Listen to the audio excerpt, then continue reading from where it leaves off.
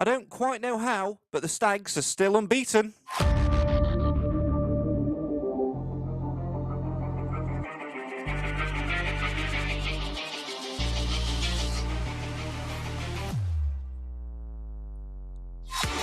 goalless draw at home left us feeling frustrated, but 3 goals in the cup in midweek maybe has reopened our eyes to the fact that we can score goals when we need to.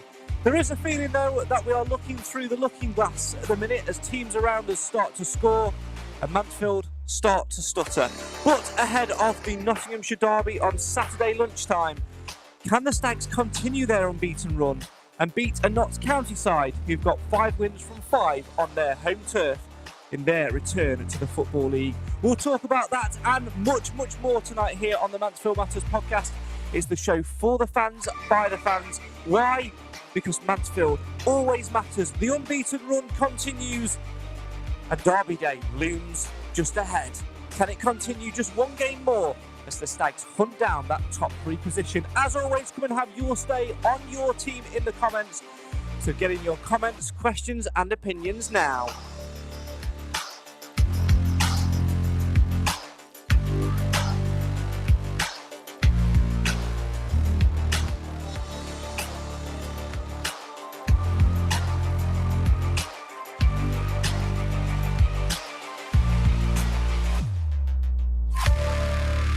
Good evening. Hope that you're doing all right. Welcome to the Mansfield Matters podcast. It's the show for the fans, by the fans. Great to have you with us as always. Come and have your say on your team. Anything Mansfield Town related you want to say, drop it in the comments on the live feed and we will try and endeavour to talk about it tonight. But it's not just going to be me doing another one of those boring monologues for half an hour or so. No, I've got 2 experts in all things Mansfield Town joining me tonight to have their say on their team as well. So let's say hello and good evening to them. First of all, let's cross over to Son in Ashfield and say hello to the man who always has the microphone, the man whose voice you always hear. And to be honest, we want to hear more of home games when we get the ball in the back of the net. It's Mr. Alan Wilson. Good evening. Good evening, Craig. Good evening, everybody. And the man who does know what a clock is, I can assure you. But we need to let him know that last night's game was not a 1-1 draw. It was, in fact, a 3-2 victory. Good evening, Clive. Good evening, Craig. Good evening, Alan. Hello, everybody. Good to see you, as always. We'll just probably let people know what we're talking about. Clive last night had a bit of an emergency before the game and therefore didn't get to until 7:45. He says there was an emergency, but me and Alan both are sticking, aren't we, Al? Let's stick together on this, that he just forgot that it was a 7 o'clock kickoff, right? That's what we're saying, isn't it, Al? That was mentioned before the kickoff, yes. Yeah, mentioned by you, not me initially, right? You were the one that initially raised it. And Somebody's throwing somebody under the bus, I think. Absolutely no comment. Whatever it was, Clive, it was a good result last night. We'll talk more about that later on the show. But we should start by, I think we should start by looking ahead to Derby Day, really. We don't usually do this at the top of the show. We usually save this to the very, very end. But it's what everybody's talking about because it's a hotly anticipated fixture, which we've waited a long time for. I thought he was on about you, Clive. I was talking to Clive, but that's what I thought. I don't start talking till half time. Okay, fair enough. In half an hour then. I'll come in, being as you were. There was a pregnant pause there. I was saying before we came on air, the atmosphere is starting to percolate a bit now. We've a lot of people really itching for the game to come on. I'm a bit nervous, as I always am with local derbies. There's a clamour for tickets from people, and it seems there's a bit of a black market opportunity if you want to use it. And I think it'll be a good atmosphere. I wish we were in better goal scoring form going into it. Maybe that's a good thing, though, isn't it, Al? Because, Notts County, you'll be looking at the game thinking, well, Mansfield only scored, 1 in the last 3 league games. They're, the worst team in the top 7. Well, the second lowest scorers in the top 7 with just 17 goals. But on the flip side of that, we've got a really solid defence. We're the best defence in the top 7 at the moment. And, we could just be saving up all our goal-scoring form for Saturday afternoon, couldn't we? I see. It could be interesting. It's going to go one of 2 ways, isn't it? Either it's going to be a goal fest, or it's going to be it's just going to be a dry, boring 0-0. but their defence isn't as good as their attack, I don't think. Our defence is very good, and our attack can be if we pursue to put the ball in the net, with all the chances that we make. So it bodes for an interesting game, I think. Does it add a different layer to it, Clive? The fact that we are unbeaten still in all competitions, League, Carabao Cup, and EFL Trophy now, having played Doncaster last night. Notts County having come up and started really well at top of the league.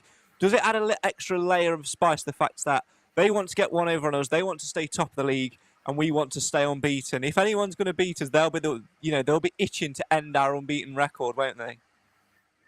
Yeah, I mean, it's an accomplishment we should be quite pleased about. But it also, especially now, it becomes a bit of a monkey on your back because, it's more than the game now. It's this 15 or 16 games unbeaten that's at risk. Going back to Alan's point about them not being particularly good in defence and we're not particularly good in attack, it could be a 0-0 draw. It could be a 4-4 draw. It could be 8-3. You just don't know with a game like this. If we're not on our best form as defence, they're going to take us as cleaners, I think. Yeah. So the good news is we are on good form, and we're shipping fewer goals than anybody else at the moment. Very much looking forward to it, and we'll talk more about it at the back end of the show as we always do. But on the subject of 0-0 draws, Alan, let's cast our minds back to Saturday afternoon and Mansfield's second successive 0-0 draw in the space of a few days, and another one of those journey homes where you're thinking, if only we had that killer finishing touch. And you can understand the comments and opinions that are starting to circulate on social media, because for all of our sexy, pretty play which we do in the build-up, we just haven't got that final bit of spunk which we need to get over the line. Yeah, I would agree with that, but I would also be more upset if, excuse me, I would be more upset if we weren't getting the chances and it was 0-0. We weren't playing as we are playing. But at the moment, we just can't seem to be putting the ball in the net. But it's not for the want of trying. It's going off somebody's backside or an own goal or a penalty, whatever. I think you hit the nail on the head yesterday when you said about Saturday. Whoever scores first could end up winning the game. Yeah, I think at the minute as well, Clive, we've got all this excellent build-up play, and over the last couple of games, we have sort of tinkered a little bit. We've pushed DKD a little bit higher up the pitch and played him in more of a forward position rather than playing off the front two. And, we do rely on him a lot for goals as well. Have we just got to be calm and patient? Because as long as we're keeping clean sheets at the other end and being as stubborn as we are, like we said before, the best defence in that top seven at the minute, having only conceded, 9 goals or whatever, it's balancing out well, and something will eventually give, surely. Yeah, I think there's a need for patience here. I mean, nothing's ever won or lost in October. I think we are commendably tight at the back, which is something we haven't been in previous seasons. So that puts us ahead of where we have been in previous seasons, in my opinion. We've played some pretty good teams already this year. The last two home games with 0-0 draws, both those teams were very good. They were wonderfully set up against us. And I think the fact we've created chances, to pick up on Alan's point, was the positive. But I agree, there's a lack of finish, and I don't join the clamour about Akins being useless. I think people who say that are useless. I think what we've got is a situation where our two supposed strikers are just not on form at the moment, or haven't been. Interesting to see that Mr. Gale scored a pair last night, which I didn't see because I was late. But I've watched them since, and I think we're in a position where any outcome on Saturday could happen. And I think that adds to the excitement. I really do. I want to pick that scab about Lucas Akins, Alan, for a minute, because obviously, he's getting a little bit of stick at the minute. It's his turn, if you like. Everyone seems to have a bit of turn. There's been a lot of comments about him not scoring goals and not contributing as well as he has been of late. But let's highlight one thing here. Lucas Akins, if you're looking at him to be your 15-goal-a-season striker, well, I think you need to go to Specsavers, to coin a better phrase. That's not the type of player he is. He's very much a deep line forward. He will drop deeper, pick the ball up and get things moving. He's your engine rather than your accelerator, to use a horrible motoring analogy. I'm going to say he's not going to be one, like you said, that's going to get you 10, 15 goals every season. He might get you double figures eventually, especially with his penalty taking. But I would like to see him and Gale up front on Saturday and DKD just behind them, where I think he's most effective. I think one thing which has hampered us a little bit, Clive, in terms of that forward line is lack of consistency through, the injury troubles. Rhys Oates was really hitting the ground when the start of the season came before he got his injury. Will Swan's not looked the Will Swan which he looked last season due to a various amount of variables. And obviously James Gale's still a young player that's finding his feet. He's obviously got the confidence of a couple of goals from last night, which we'll talk about later on. But, there's so many different variables, and one thing which we've had at the back which has made us solid is consistency. One thing we've not had in attack, which is hampering us, I think, a little bit, is lack of consistency. We've got to find the right balance between the two. Yeah, it's the only area that I'd accept too much criticism on, and that's the fact that our two strike players have not, for whatever reason, produced the goods. I think Swan hasn't been as fit as he should have been by this stage in the season. And I think you're quite right. Gale has got a lot of learning to do, but he's only ever going to learn on the pitch against proper opposition. So I think as a club, we need to invest time in the lad. I don't know whether Swan suffered slightly from post-contract signing syndrome. I don't know, but he's certainly not the player he was when he was on loan to us at the moment. But it'll come. And going, and Akins he's I'm sure he gets slipped simply because of his style as much as anything. It looks like he's not working hard. In actual fact, he is working hard. He's probably the hardest working player we've got. And I don't think he gets any credit from some of the people that post about that. Yeah, I think that's a fair assessment that Clive's made there, Alan, to be fair. Yeah, definitely. And I think it all depends. I think a lot of it depends on as daft as this sounds, the result of the game in the end. Whether Akins, people say, oh, Akins had a good game or Akins didn't have a good game. I personally think Akins is doing fine. He works really hard for the team, and you can see that in a lot of the build-up play and everything that he does. Okay, sometimes it's a bit bungly and the ball bounces off him, but we can't all be perfect. And as for Swan, I'm wondering if this, like Clive said, the contract bit is hanging over his head a little bit. He probably looked at when he was told, I assume he was told that, they wouldn't be keeping him on. They think, right, I'll go to Mansfield. They're offering me a few bucks to go and sign for them. He probably thought it may be easier than what it has been. I mean, I could be totally wrong, because he has been injured. Do you feel, Clive, like there's a weight of expectation hanging over Will Swan? I think the weight of expectation is of his own making, and I think everybody sympathises with that. A goal scorer needs to score goals, and when he doesn't score goals, the pressure becomes heavier on him. And I think that the lad desperately needs a league goal to get his to break the dam. And I'm pretty sure if he can get one, he'll get 3 or 4. So I think we need to just give him service. And I don't think either of our young strikers have had much service, to be fair. A lot of our goals have been scored from midfield, but that's a good and a bad thing.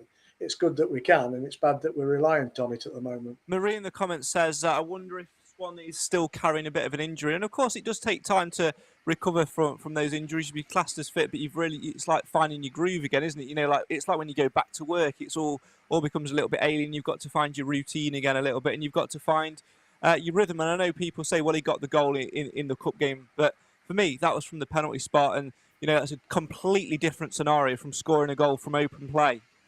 It just sent last night, sent to me that if it makes sense, he was trying a little bit too hard. He got into certain positions, he'd turn a man, ready to take the shot on, and then it was just as if he'd got to take one more touch to get a decent chance. Now, whether he is still carrying an injury, who knows? I mean, I presume there's only Swan himself will know that, and it might be because he's had his hair cut. Strange. There was one instance that I did witness last night where he did everything right except passing the ball back to his strike partner to score from. He had a shot himself, and it was the wrong decision. And I think that's element of, you could call it greediness if you like, but that element of greediness is reflective of his absolute desire to get a goal. It's not a bad thing to have that desire. It's just a question of how you control it.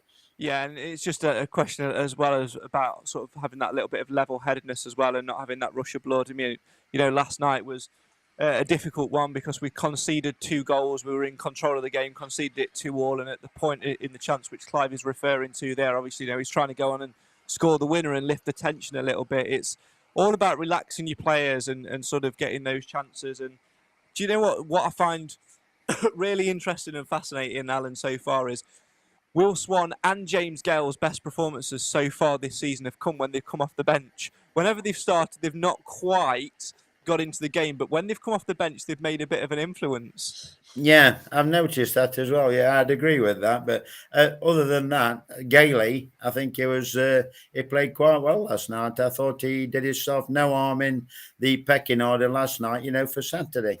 Yeah, and you've got Makeel Abdullah as well, who had a superb game. Well, we'll talk more in depth about that in a second. But I want to go back, Clive, to league form and look at our last 2 league games. Obviously, both goalless draws, one against Wrexham, one against AFC Wimbledon. As much as we talk about the Stags being a little bit impotent at the minute and not finishing off those chances, what we also need to talk about is the fact that teams are coming to One Call Stadium now and setting up to be stubborn and setting up to try and keep clean sheets and to try and frustrate us and catch us on the break. Their game plan when they come to us is play for the point. Yeah, and the teams that have done that this year have done it well. I mean, Wimbledon were no mugs. Wrexham did their job excellently. And they were throwing their bodies on the line when they needed to. So I think we've yet to play a muggins team this year. I don't think there's that many in this league this year. I think they're all pretty much switched on. And so there's nothing going to be easy for us this year. But I think those games could have easily yielded 6 points instead of 2. And that's at the fine margins that exist at the moment. So I don't think it's I think it's too early to start previewing the season based on what we've seen so far. And I just happen to think that we've got a team that can defend. We've got strikers that we know can score if they get the opportunity, and they haven't done it so far. And something's going to happen sooner or later. I think home games, there's more tension at home games than when they play away, and teams come here to set up differently than they do on their own grass. So I actually think we stand a better chance of being productive the way we play away from home. And if anything, I think that's a flattering statement towards what Nigel Clough has built, Alan. The fact that teams are looking to come here and frustrate us and to get under our skin a little bit. I can't really recall any home game that we've had so far this season, perhaps other than that Grimsby game in the Cup in the first round, where we've completely, and utterly dominated a team and they've not defended well. We've dominated teams, but they've defended well against us. They were sort of the only anomalies for that, and it just shows, doesn't it, what reputation that Nigel Clough has built for this side. Really, we can talk about not hitting the back of the net, but also I think it says a lot about the way we play and how teams are responded to that. It's a flattering thing. We just got to get over it. It is. Teams aren't going to come and roll over, are they? I mean, it's just a given, that is. They're going to have a way of playing. But the thing is, if we get that early goal, things do change. They've got to change. They've got to come out. And that's the really important thing in my book that I like to see. I like to see an early goal if and when we can get it. Yeah, that's the thing I think we are lacking a little bit, Clive. I think sometimes first half we sort of left, aren't we, so frustrated at half time, and then we come out flying in the second half. We need to start quicker. I mean, we did against Wrexham and it was really, really good. But other than that, we're very much a second half team. Well, yeah, I mean, we have been, and Wrexham was the inverted version of that. In fact, it would be great if we could stick 2 first halves together, or both halves be as good as the best one in either the first or the second. We just haven't managed that now. Whether that's because the teams are driving so hard that they're starting to run out of energy in the second half if they've had a good first half, or whether it's a kick up the arse at lunchtime that gets them going in the second half. I don't know. It's one I can't ponder. The one thing I do take comfort from is because we forum fellas, and I tend to get more interested in what other clubs are saying about us. this year everybody's saying we're the best team they've seen. Now, that's despite the fact we're not scoring hundreds of goals. I think it might be just a bit of, I mean, away fans aren't known for flattering their opposition. So I think it's an honest assessment by those people that are saying it, that Stags have a really good side. And we're fancied by them, we're fancied by the bookmakers. And the fact that we said earlier that teams are coming here and they're putting two real solid banks of defenders in front of us is a reflection of that respect. Richard in the comments says, if we'd have scored against Wrexham early doors, we would have scored a few because the football first half was brilliant. Thought second half against Wimbledon, we didn't own possession as much as we have been, and taking Maris and Lewis off at half time may have been the reason we lost our edge. I completely forgot that we withdrew both at half time, and it did have an effect on the game because they're, two of our creative, fluid players, Al. Yeah, and I mean, sometimes it's booking, sometimes it's injuries, sometimes it's feeling tired. Nigel said that he thought Maris looked a bit jaded. But I mean, he didn't to me. But sometimes it's that initial pass, isn't it? Maris is the quality. I always say if Maris plays well, Mansfield play well. But you can say that to a certain extent now for Lewis as well. And I think they commend each other, but it was just one of those things. He took them off, and he's the gaffer at the end of the day. Yeah. I think in previous seasons, we've all moaned at some of the substitutions that Mr. Clough has made. I have to say this season, I have no complaints at all. I think when he's substituted, he's done it at the right time. And by and large, it's been for the right reasons. And I think we have to trust in the manager. I have to say on that as well, I completely agree with what you've just said there, Clive. But I think one thing that Clough has done is it's taken a season to do it, but I think now he's seen the value in 5 substitutions and learn how to manage that tactically. I thought last season at times, we were calling out for substitutions. They didn't quite grasp the fact that we could use 5 and use that to our advantage. I think now we're very reactive. We've got ideas of what we want to do, and I think Nigel Clough is really utilising that 5 substitution option a lot better than what we were in terms of planning games. You heard him, didn't you? After last night's game, I'll talk about, we're going to give Maris and Lewis 45 apiece. We've got structures in place now for, if this is happening, we'll trigger this. Case in point, being at 2-2 with the last 15 minutes to go and putting Aidan Flint up front, there are tactical trigger points which I think Nigel Clough is using. I think we're a lot more tactically aware when it comes to these rules of the game now than what we were last season. And I think a lot of that is when you look at the bench. I mean, to be fair, with all the injuries I had last year, when you looked at the bench, you'd probably got 2, maybe 3 recognised first-team players, and the others were bit part players, if you like. But you look at the bench now, and it's so strong. It can bring anybody on to do a job. People moan about Flint coming on, but both times he's come on and gone up front, or, from last night and then from the, when he plays it back and puts him forward, both times it's him that's nodded the ball down for the person to score. Aidan Flint up front is a genius tactical move that we need to employ and utilise more because it does lift a crowd. Richard in the comments says, if Maris was jaded, why did he play last night? Thought he was substituted because of the sitter he missed. That's an interesting one. I don't think he would have played last night if Ollie Clark hadn't got injured in the game previous and had the stitches. Ollie Clark, of course, could potentially miss Saturday's trip to Notts County because of that injury. I think he's got 6 stitches somewhere along those lines. And obviously Lewis Reed wasn't going to play because he was protected. Nigel Clough, you could argue, could have potentially utilised and played Finn Flanagan from the start maybe and brought Maris on if needed. But it swings and roundabouts, isn't it? It depends on how it's sitting in. And I think he also knew, Clive, that Doncaster didn't really have too many options to field younger players, so it would be a competitive test. And, of course, one thing that Nigel Clough said, and is true, is it doesn't matter what competition we're playing at the minute. We've got this unbeaten record, and we do not want to lose it. No, I think he picked the team for the night deliberately. I think the Maris question's a valid one. If he was injured, why did we play him? But I think, it's the extent of what these injuries are. Some of them are just very precautionary decisions rather than reactionary decisions to injuries. And I think, I've become more trusting of the management's decisions lately, and I think if they make that decision, we go along with it. I don't think that necessarily focusing on that, as indeed we have in previous seasons. I asked you last night how do you think we'd have fared if we'd have got Kilgore playing alongside Flint? Well, of course we wouldn't have done, would we? Because I don't think we'd have bought Flint if Kilgore hadn't been injured. Flint did what a pair they would make. Well, they did, didn't they, in the first couple of games? Flint arrived late pre-season. It was Brunt that came in to replace Kilgore. Yeah.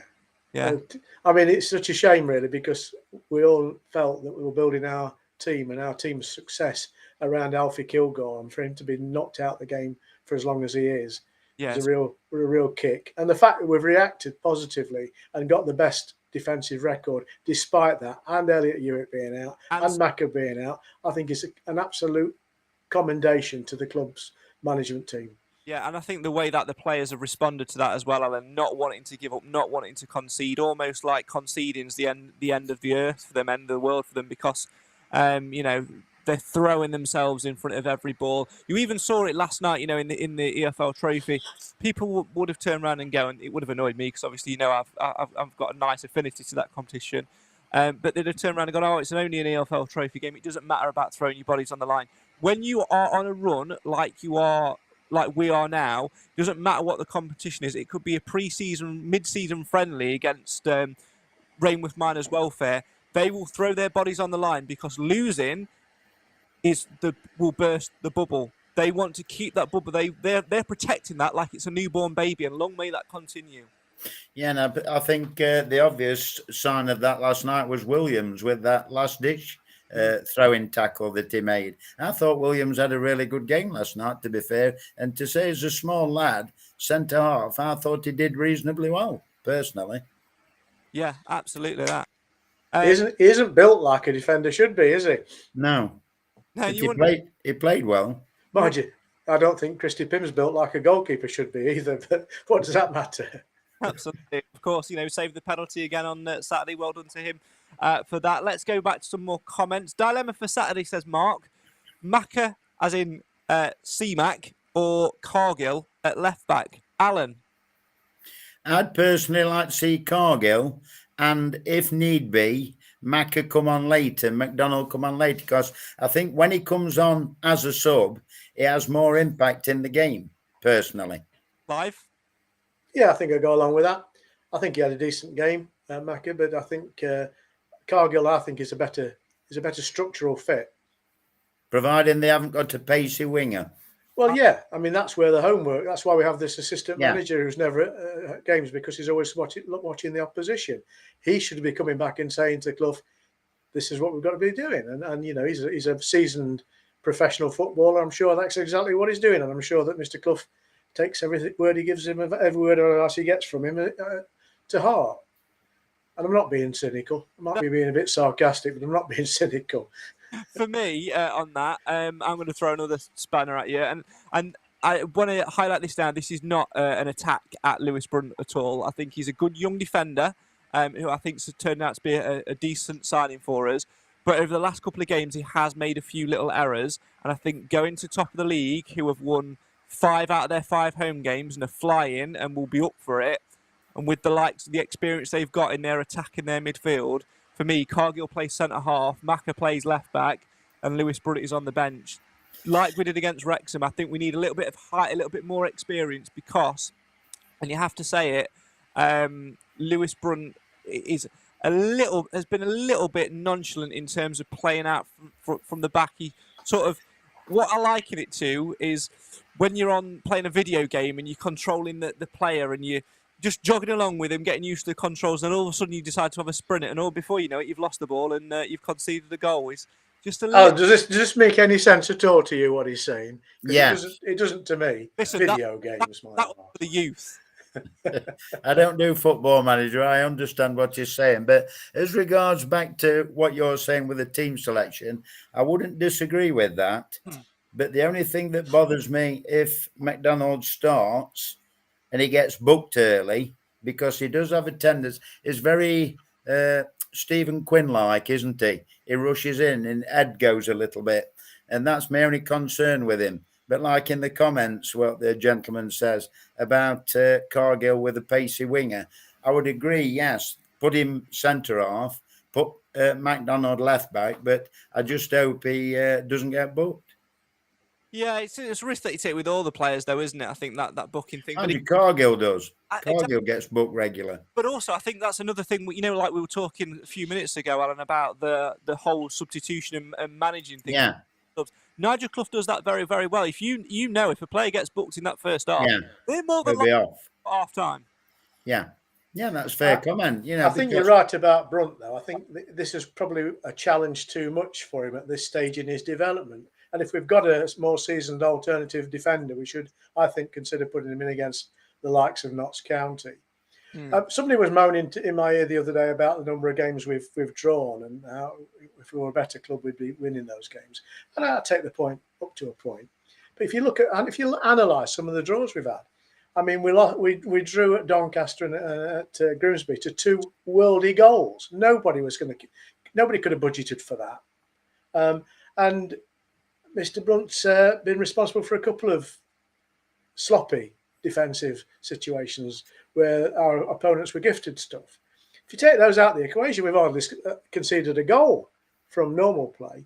So I think we're on the precipice of being brilliant, and that's why I think if we can just crank the clock back a little bit and say, hang on, let's just all relax a bit. It doesn't really matter whether we take 15 games to 16 games undefeated. Of course we want to, but does it really matter? No, of course it doesn't. And we're going to lose it at some point.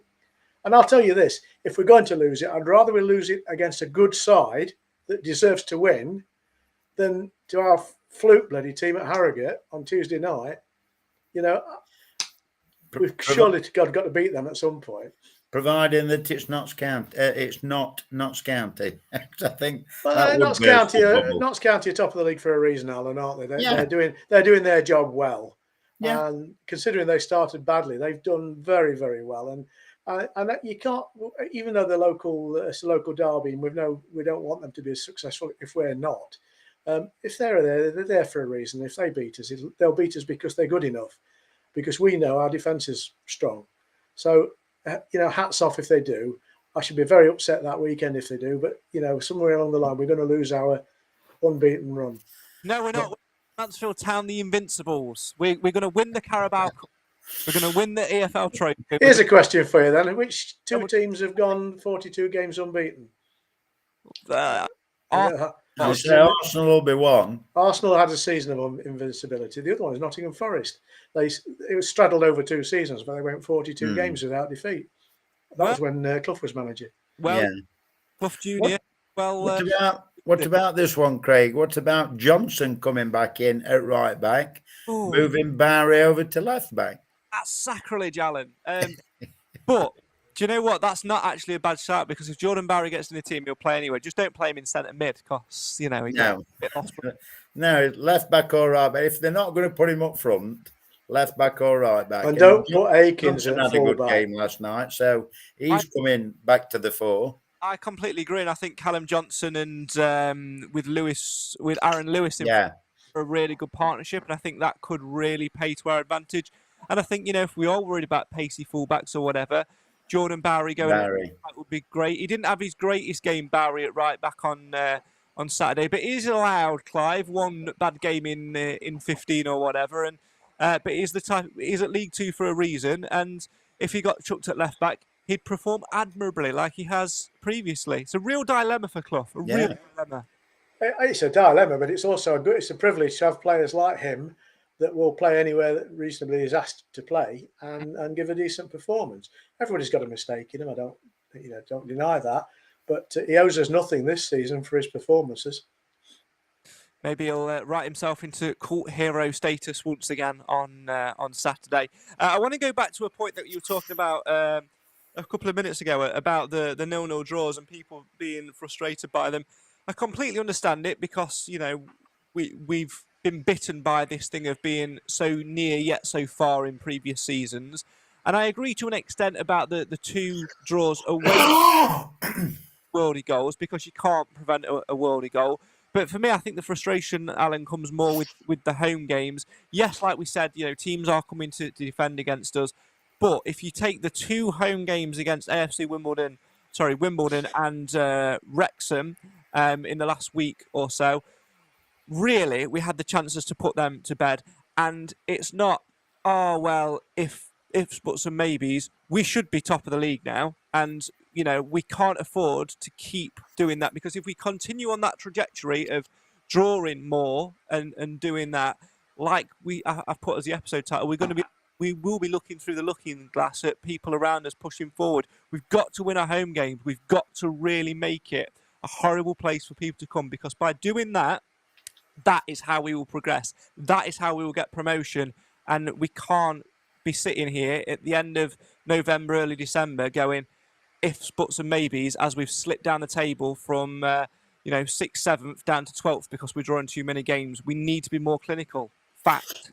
Yeah, I would agree with that. I couldn't agree with that more at all. Proper, very good analogy. But at the end of the day, if we don't win at home and still keep drawing the odd game at home, who's to say that we can't win away? I've said straight away this season, if you win your home games and if you win your home games, draw your away games, it's promotion form. And that if it comes to the state where we are drawing at home, we've just got to do it the other way around and make sure we win away. But that's the problem, isn't it, Clive? We can't do that in a minute because we're drawing our away games and drawing our games. Yeah, where we are is where we are. There's no point wringing our hands over it. Two successes at home, back-to-back wins at home, and the whole picture looks different, doesn't it? Yeah. And I say we can play with a bit more relaxed style away from home. So I'm confident we'll pick plenty of points up away from home during the course of the season. Maybe not match last year's 12 successes, but because it's a tighter league this year. But we'll do all right away from home. And I just think we need a bit more look at a bit more clinical finishing. That's all we're missing. But like Robert says in the comments, Alan, it's okay when other scores go in our favour, but when them above us keep winning, like they are, there will be a quick gap to catch up on, and we don't want to be chasing our tails. We want to be keeping momentum. We need to match what they're doing. And I honestly believe that will come. It's that early goal that we need. And we're 4 points away from not. Like some we've said before, somebody is going to get a good hiding. And once that good hiding goes in, I think you'll see a different mentality, especially at home. It does. We do just need to break the wall of the dam, don't we, really? And then the floodgates will open. Yeah. I do agree with what somebody put in the comments earlier on. I know, we talk about, we score a lot of goals from midfield or whatever. I still agree that we need an out-and-out front man who's going to score 15 to 20 goals a season, because the way that we're playing, it suits a striker, it suits a poacher-style striker. We've got pressing forwards in Swan, Gale. We've got deep line forwards and target forwards. But what we've not got is that fox in the box. We've not got that finisher. We've not got a Danny Johnson. That's what you're saying, isn't it? You know what? He's not doing so well, is he? No, but do you know what? I didn't want to use him as the example, but the way that we're playing this season, actually, he would score goals, because that's exactly what we needed to do last January when he came back in. But I feel sorry for the lad. It must be very difficult to be an athlete, an athletic footballer, if you're going to keep tripping over your bottom lip. That's very true. And I want to put Danny Johnson in a bin because I don't give a shit about him. Yeah. The point is, we need that fox in the box, because that is clearly what we're missing. I do feel that if we had a fox in the box, we would get goals. I'm not saying that he's the answer, but Makeel Abdullah, when I've seen him play, he's got goals in him. He's got pace. He's got a really good left foot finish on him. He could be. That's it. Starlet. If we need him, I mean, who knows? He might even be on the bench on Saturday. It'd be nice to think so, wouldn't it? Because that's the one scepticism I've still got lingering with my judgment of Clough, is I don't think he likes kids too much in terms of his team structure. And I do think as a club, unless you're going to bring players through and actually give them proper football, then there's no point in having a youth structure. So if Abdullah can't get in our side based on his performances at youth level,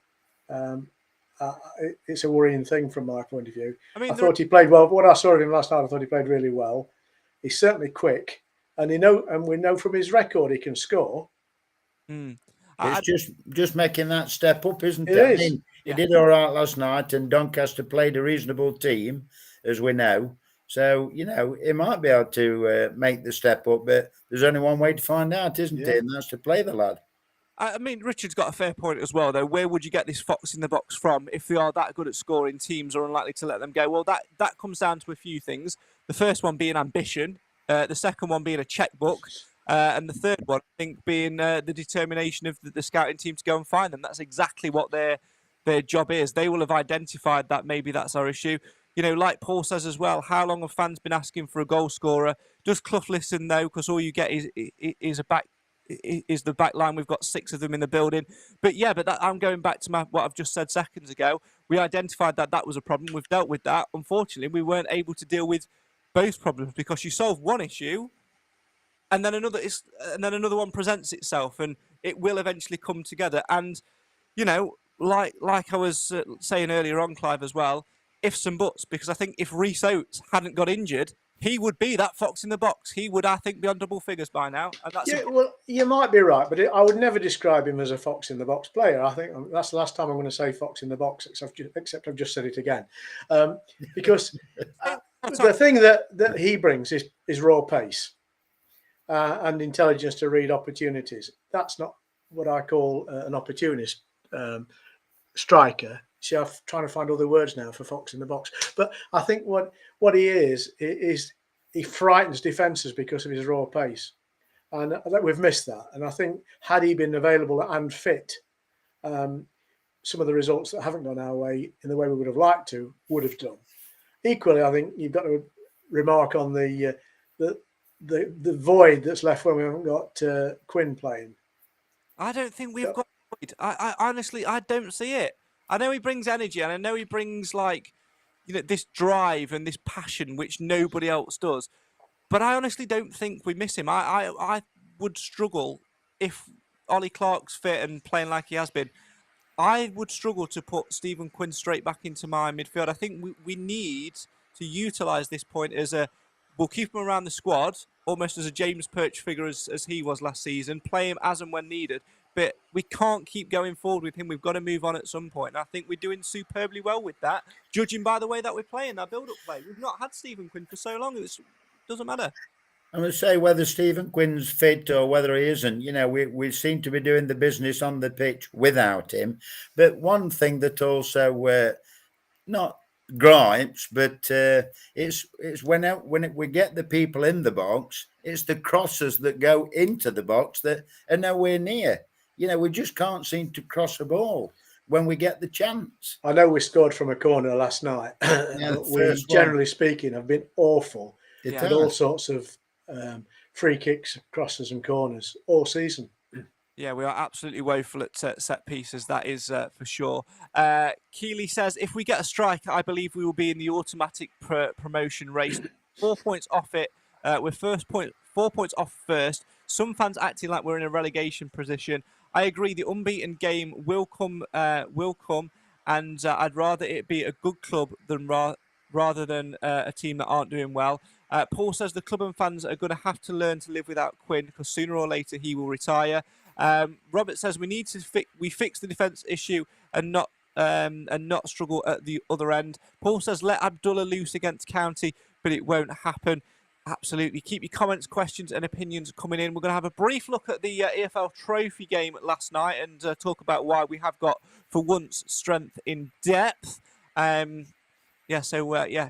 your comments coming in. I would at this point play the little ad marker, but for some reason my screen has froze, so I can't press the video. So, I'll just add it in randomly. Let's carry on talking. That's annoying. Right, let's talk EFL Trophy game then last night. Alan obviously made a number of changes because we needed to and rest bodies. Lewis Reed got a rest. Lucas Akins did, DKD did as well. But the 11 that we put out, I think any team in League Two would bite your hand off for that 11. And that just shows that we can make a number of changes and still have quality. And we played well too. And that's it with having also having a strong bench as well. You can perm anybody, can't you? You can take. It didn't matter who we played last night with the squad that we've got, even the players that he left out. It was going to be a reasonably good team. I'm just surprised that I know it needed it in the end somewhat, but I was surprised he played Flint. I didn't think he would bring him on, but there you go. But it's a squad game, Craig, and like we said before, it was definitely going to be a decent 11, whichever 11 he put out. Yeah, and I think, we changed the entirety of the back four last night, Clive, and Callum Johnson came back in, got some minutes, played really, really well. George Williams, we got a first real look at him at centre-half longer period of time. He did superbly well. And then, you even got a look at young George Cooper. Still needs another loan spell for me, because the amount of defence we've got is never really first team chance that we need. But again, looked so assured, didn't he? And, it just shows that this hard work which we've had in the academy over the last 4, 5, 6 years is actually starting to come to fruition, like we knew it would when it first started. But like everything, seeds take time to grow. Yeah, not many of us, and I include myself in this, have got enough patience, I guess. I think the academy has been going for so long now. We should be playing products from it in the first 11. Maybe we're only a season away from that. I don't know. But we do need, you mentioned the 3 ways of getting a fox in the box earlier. Well, the 4th way is, of course, to breed one in your own academy. And if we seem to me that we've got one there knocking on the door for consideration. So he's not quite ready, I guess. That's probably the bottom line. What was the question again? You've forgotten, haven't you? I have forgotten. You're right. I do that quite a lot. Oh, you were talking about the people that played last night that wouldn't normally have figured in a league game. Yes. I agree. I thought they played well. I think first time I've had a good look at the what's his name from Cambridge, George Williams. George Williams.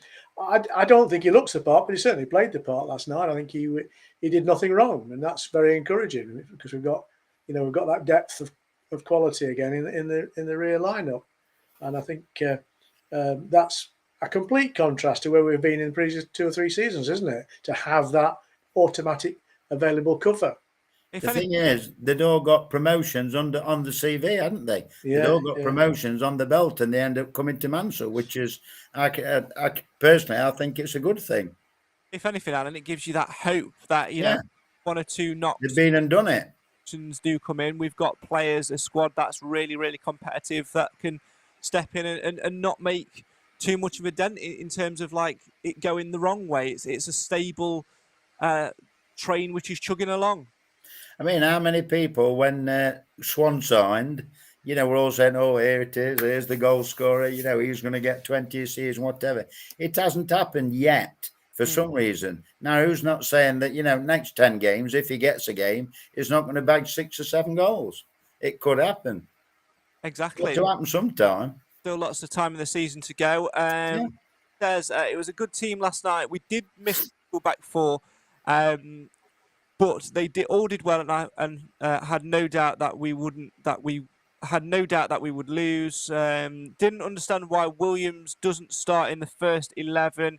He's not been fit, has he? That's the reason. Yeah, no. Abdullah all played well last night, says Paul, and like you say there, Clive, he's not been fit, and maybe he would have done if he had been fit. He didn't really have a pre-season, and I think it's just kudos actually to those players like Lewis Brun, and obviously Aidan Flint's an immovable object anyway. In more ways than one, but they're performing, and that's the good thing. When you've got such quality, it just drives people that have got that first 11 shirt to just perform. That's it. You've got to get rid of that. I mean, who would have thought Maris would have left out a couple of games when this Lewis came in? But you couldn't move him for his, for how he played. Now since Maris has come back from injury, we're managing to play them both. But there'll come a time when Nigel will probably only have to play one, so they've got to keep going well to keep the shirt. Richard says, as good as Bowery has been, I think if Johnson were to play at right back Saturday, the quality of balls into the box from the side would definitely improve. George in the comments says, think that Molyneux for Doncaster never wasted a cross. Good outlet player, but we played well. Boateng played reasonable for a change, says Robert. And also in the comments, where's it gone? Mark says, Clive, the academy is underrated. Many clubs are envious of what we have. And to be honest, I think that's another reason why we sign in such good quality players. We've got a really first-class facility now, and we can just see that we are developing people, and we're pushing on. Our academy status goes up and up and up. We're getting better quality of staff in there, and we are really raising the level, almost back to what we were, in the late 90s, early noughties, when we had the Amber generation, as it were. We're going to get to that stage again where we are going to produce local quality talent for our first team. But surely that's the only reason to invest the amount of money that we do into the academy and the youth teams structure, because there's an awful lot of trainers and coaches attached to that. It doesn't come cheap. And surely the only measurable return on that investment has got to be players coming through and playing for Mansfield Town Football Club at a senior level. In the past, we seem to have developed players to the point where we couldn't give them time on the pitch and they went elsewhere and performed well. I'm not sure that's our role, but I suppose it's true of every academy across the country. But I'd like to see one or two players making their first team regular appearances rather than just coming on as occasional defenders and bench warming the rest of the time. I mean, we've got three banks of really quality good players now. We've got the bank of players who turn out regularly in their first, if you like, 15 choices. Then we've got a really quality bench. We've got even more quality in the treatment room. So when all that changes, we got two League Two squads that could be formidable. It's like you said earlier on, though, Clive. It might only be a season away. You've got your Lawrence, you've got your Disley, you've got your Hassel. When they all played, they came through together. Williamson, they all came through together, and look what team they were. You might be right. It might just be a season away. Who knows? Yeah. Well, you don't know. That's the truth, and it's difficult unless you go and watch the lads play to judge for yourself. We see the outcomes of games. We see Abdullah scoring hats full of goals, and what we really don't know is how that translates to League Two football. It's a different world, I guess. Is the obvious statement. Well, you know what they say, a popular phrase and a popular advert. The future's bright. The future is amber. Still to come, we're going to do podcast predictions and have a final look at Notts County. Don't go anywhere. This is the show for the fans, by the fans. This is the Mansfield Matters podcast. And yes, you're right. I've got the jingle screen ready. Hit the jingle.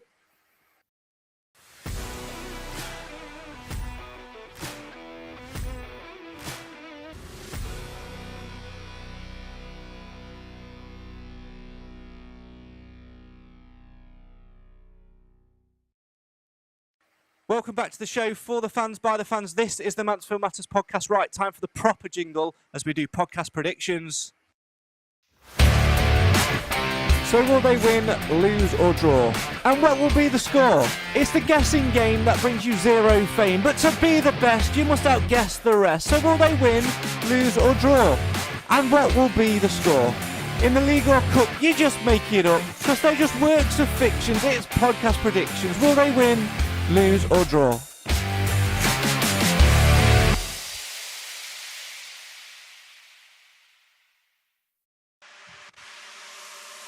Right, Notts County away then on Saturday.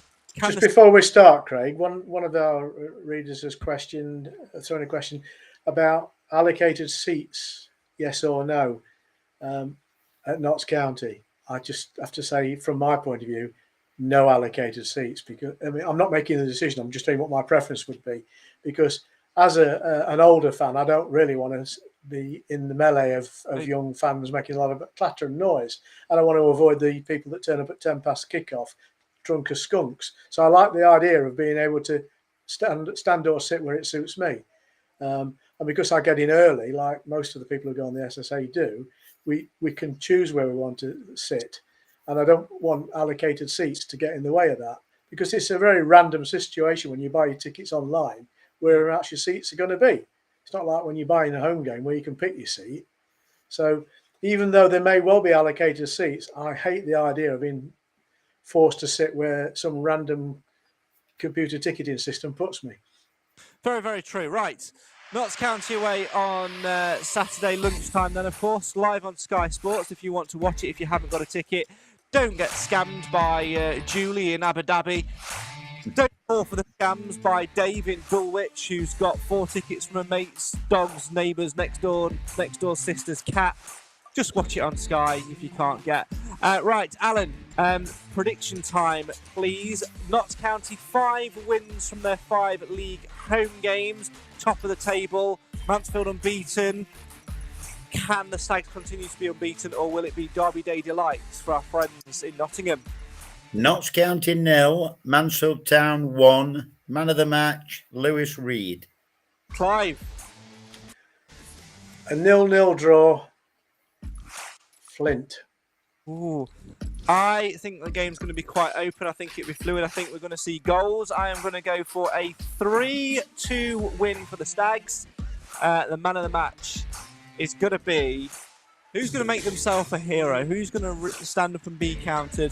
Do you know what? I think it's going to be Flint. I think, I think he's going to finally get his break his goal scoring duck in front of the Stags. He's going to score at one end, and the fans sprint the length of the pitch to celebrate with the Stags fans down that side after scoring a 90th minute near post bullet header from a corner. Calvin Andrew-esque. Absolutely. As always, you can play along with podcast predictions if you wish to do so. The link that you need is in the description, and you must submit your prediction no later than 1 hour and 1 minute before kick-off on Saturday afternoon. And in the podcast prediction table stakes, I can also tell you, I'm not going to reveal the full things, we'll leave that for the end of the month, but we do have a new leader. I'm not surprised. Nick at the top, Cam's dad, has been toppled from the top of that league table and replaced by the current leader of the pack, Steve Nadin, 47 points. Nick now in second on 44. Top of the pack for Mansfield Matters, it's you, Clive, on 34 at the moment, but will you stay that way at the end of the month? As always, keep playing along with podcast predictions. The link that you need is in the description for Derby Day on Saturday. Notts County versus the Stags.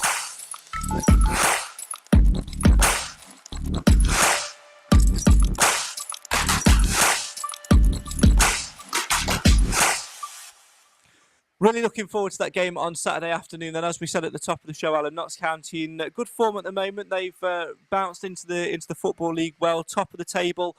But I think that first goal is going to be critical for either side. It's going to get the fans going. It's going to silence the other set of fans. It's going to bring momentum. And if Mansfield can come out of the traps like they did against Wrexham and get that opening goal, get over that line, I think the floodgates will open, and I think we'll have that little bit of energy, zip and zest about us, which we've lacked over the last couple of games or so. Let's find our finishing touches and get that first goal.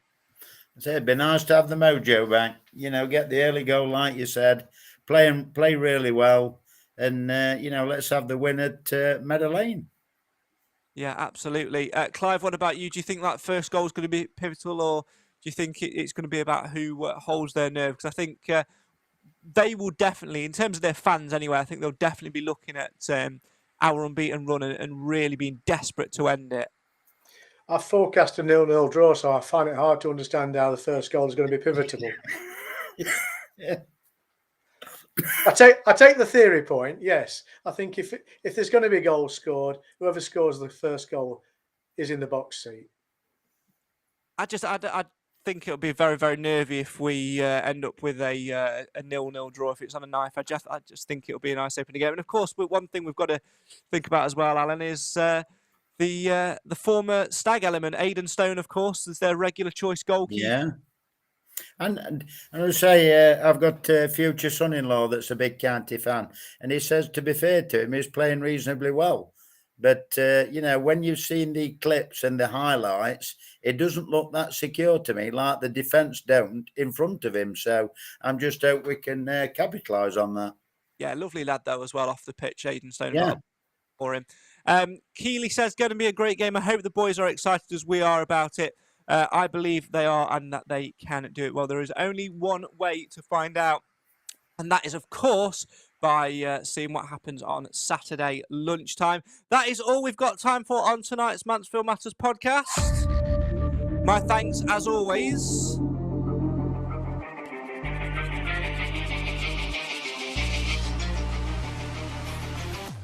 to the Mansfield Matters Podcast team, to Clive and Alan for joining us this evening, and of course to you guys at home as well for watching and for listening. Really appreciate your comments, your questions and your opinions.